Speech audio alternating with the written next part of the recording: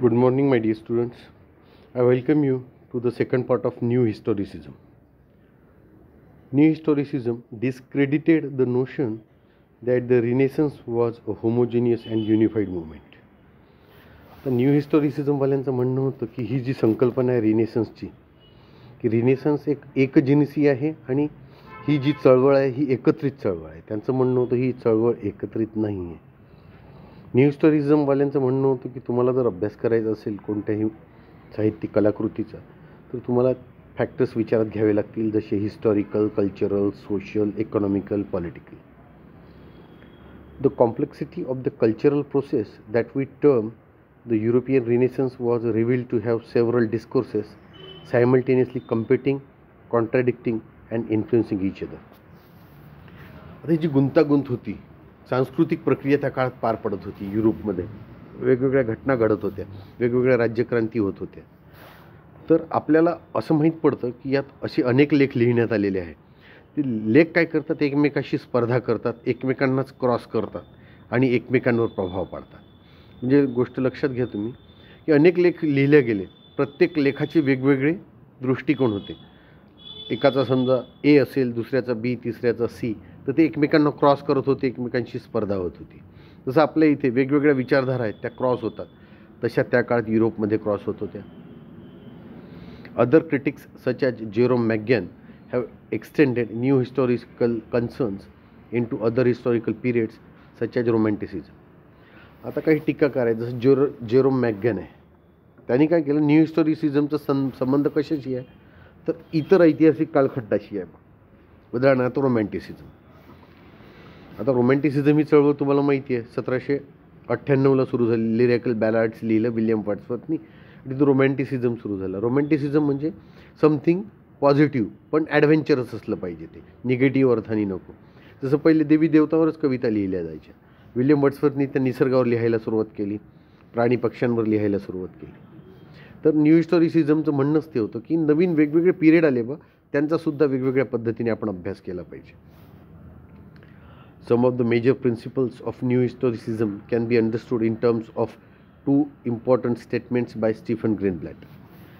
काही महत्त्वाची तत्त्वे आहेत नव इतिहासवादाची, जी आपण समजू शकतो दोन महत्त्वाच्या स्टेटमेंटच्या आधारे, जे स्टीफन ग्रीनब्लॅटने दिले आहे. कारण हा शब्द त्यांनीच कॉइन केला आहे, Stephen Greenblatt. This can be asked as MCQ, म्हणजे MCQ म्हणून विचारले जाऊ शकतो की who coined the term new historicism. The answer is Stephen Greenblatt. In the introduction to his The Power of Forms in the English Renaissance, Greenblatt pointed out that it was important to not just move away from new criticism alone, but from existing historical approaches as well. आता त्यांनी एक essay लिहिला होता, the power of forms in the English Renaissance. त्यात त्यांनी सांगितलं की आपल्याला न्यू क्रिटिसिझमच्या दूर जावं लागेल आणि त्याचप्रमाणे त्या काळचे जे काही ऐतिहासिक दृष्टिकोन आहे त्यापासून सुद्धा दूर जावं लागेल आपल्याला. यामुळे काय होईल की आपल्या मनात पूर्वग्रह राहणार नाही. एखादं समजा नाटक आहे, त्याचं तुम्हाला मूल्यमापन करायचं आहे, तर न्यू क्रिटिसिझम आणि त्यावेळेचे जे हिस्टॉरिकल अप्रोचेस होते त्याच्या दूर जाऊन तुम्हाला विचार करावा लागेल. म्हणजे तुम्हाला कशाचा विचार करावा लागेल, परत 5 तत्त्व आलीत. सोशल आलं, कल्चरल आलं, पॉलिटिकल आलं, इकॉनॉमिकल आलं आणि हिस्टॉरिकल आलं. These approaches were directed at a particular interpretive end. त्यांचं म्हणणं काय होतं की नुसतं ऐतिहासिकवर जोर नका देऊ, ऐतिहासिकसोबत ती 4 घटके लक्षात घ्या. आणि या दृष्टिकोनाचा खरा केंद्रबिंदू होता तर तुम्हाला विशेषतः समजून घ्यायला पाहिजे. कोणतीही कलाकृती मुख्यत्वे समजून घ्या, विशेष करून समजून घ्या. तिला वर समजू नका, पूर्ण तिचा डीप अभ्यास करून तिला समजून घ्या. He contended that both these approaches tried to reduce complex and contradictory elements in both historical background and literary texts into a coherent, unified whole. आता त्यांनी हा दावा केला की हे दोन्ही अप्रोचेस आहे, न्यू क्रिटिसिझम आणि हिस्टॉरिकल अप्रोच. तर न्यू क्रिटिसिझममध्ये नुसतं टेक्स्टवर जोर आहे, हिस्टॉरिकल अप्रोच म्हणजे फक्त त्याच्या ऐतिहासिक तथ्यावर जोर आहे. परंतु न्यू हिस्टॉरिसिझममध्ये 5 घटकांवर जोर आहे, कल्चरल, सोशल, पॉलिटिकल, इकॉनॉमिकल आणि हिस्टॉरिकल. तर त्याचं म्हणणं होतं की तुम्ही ही जी गुंतागुंतीची आणि विरोधाभासी जी संकल्पना एकमेकाच्या लिखाणाविरुद्ध वापरलेली आहे, तर ती तुम्हाला हिस्टॉरिकल बॅकग्राऊंडमध्ये सापडेल, ऐतिहासिक पार्श्वभूमीत आणि लिटररी टेक्स्टमध्येही सापडेल, म्हणजे लिखाणात.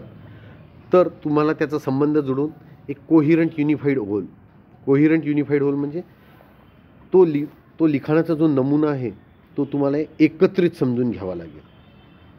आता त्याची घटके वेगवेगळी असते. हिस्टॉरिकल बॅकग्राऊंड आहे, लिटररी बॅकग्राऊंड आहे, कल्चरल आहे, सोशल आहे. त्या सर्वांचा एकत्रित अभ्यास करून तुम्हाला ते लिखाण म्हणजे नाटक असेल, कादंबरी असेल, त्याला समजून घ्यायचं आहे, त्याचं मूल्यमापन करायचं आहे. This unity was not a reflection of the reality of the subject but rather of the theoretical leanings and ideological biases of the critics themselves. आता ही जी युनिटी होती, ही पुस्तक 5 घटक मिळून समजून घ्यायचं आपल्याला. तर हे परावर्तन नव्हतं, विषयाचं परावर्तन नव्हतं, किंवा विषयात सत्यता काय आहे बा, विषयाची सत्यतासुद्धा यात परावर्तित नव्हती होत. परंतु यात काय दिसायचं, फक्त सैद्धांतिक झुकाव दिसायचा त्यांचा, म्हणजे सिद्धांतदृष्ट्या ते कसे झुकलेले आहे, आदर्शवाद कसा मांडलेला आहे, आणि बायस आहे त्यांचा. बायस म्हणजे त्यांच्या मनात पूर्वग्रह आहे. हे जे क्रिटिक होते, मूल्यमापन करायचे, ते आधीपासूनच पूर्वग्रह ठेवायचे मनात, हा चांगला हा वाईट, आणि अशा प्रकारे त्यांची टीका असायची. आणि म्हणून मग न्यू हिस्टॉरिसिझमचा जन्म झालेला आहे. It was therefore not only distorted but patently false. आणि मग हे जे टीका करायचे त्यांच्या मनात आधीच पाप राहायचं ना, की हा लेखक आपल्या पक्षातला नाही आहे, तर याचं बिलकुल निगेटिव्ह पॉईंट मांडा.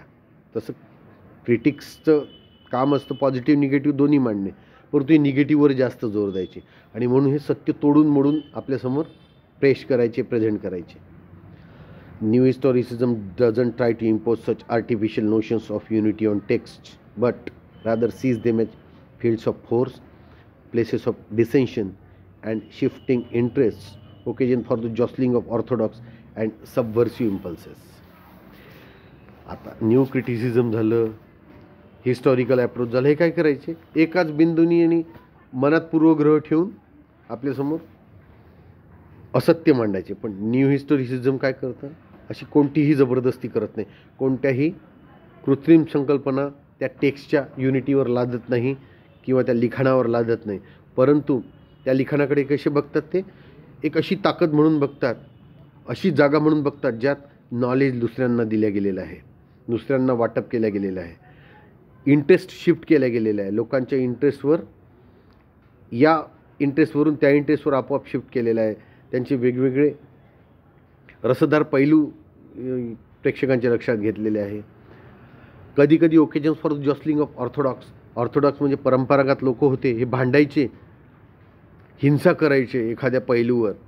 जसं आपल्या इथे सैराट प्रदर्शित झाला होता, तर बा लव्ह मॅरेजला हा चित्रपट चालना देतो, असं लोकांची आरडाओरडा होती, ऑर्थोडॉक्स लोकांची, अँड सबवर्सिव्ह इम्पल्सेस. आणि असंही म्हटलं जातं की यात गुलामी लादल्या जाते, जबरदस्ती लादल्या जाते. अशा कोणत्याही प्रकारची जबरदस्ती न्यू हिस्टॉरिसिझममध्ये नव्हती. न्यू हिस्टॉरिसिझममध्ये सगळे पॉझिटिव्ह पॉईंट्स घेण्यात आले होते. In simple terms, it is not possible to reduce a text or its historical context into simple unified patterns in order to reach consistent critical conclusions that will bind everything into a coherent whole. तर साध्या शब्दात सांगायचं झालं तर हे बिलकुल शक्य नाही की बा तुम्ही एखादं मोठं टेक्स्ट आहे, 1000 पानाचं आहे समजूया, कारण जुन्या काळात ग्रंथच लिहिले जायचे, की त्याला तुम्ही रिड्यूस करू शकाल किंवा त्याचा ऐतिहासिक संदर्भ द्याल एका छोट्याशा पॅटर्नमध्ये, किंवा असंही शक्य नाही की त्याला शॉर्टमध्ये केलं आणि त्याचे क्रिटिकल कन्क्लुजन्स दिले. क्रिटिकल कन्क्लुजन्स म्हणजे त्यावर टीकात्मक त्याचं समापन केलं, ज्यात प्रत्येक गोष्ट एका कोहिरंट होलमध्ये बांधल्या जाईल. हे शक्य नव्हतं. आता 1000 पानाचं म्हटल्यावर त्याचे वेगवेगळे पैलू येतील, वेगवेगळे घटक पडतील, वेगवेगळे चॅप्टर पडतील, तर त्या पद्धतीने तुम्हाला त्याचं मूल्यमापन करायचं आहे. This ensures that new historicism cannot be seen as a theory but rather as an interrogative practice, a means by which the inadequacy of imposing unity on a contradictory plurality is revealed. तर आता तुम्ही 1000 पानाचं तर एकाच दमात